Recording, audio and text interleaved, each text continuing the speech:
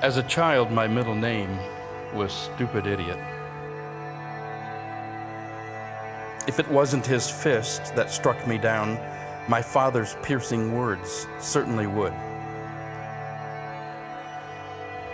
When the cold walls of my home told me I was insignificant, my junior high shop class became a safe haven for me. This is where I discovered my passion.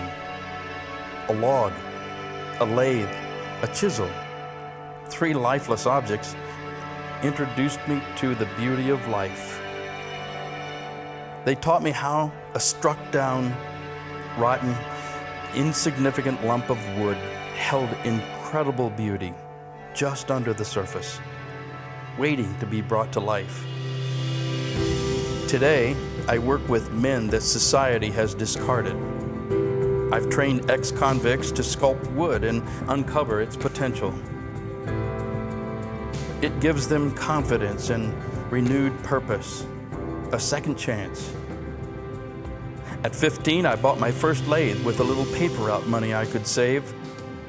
50 years later, I am still in awe at the potential within each log. As odd as it sounds, woodworking has become a way for me to honor my father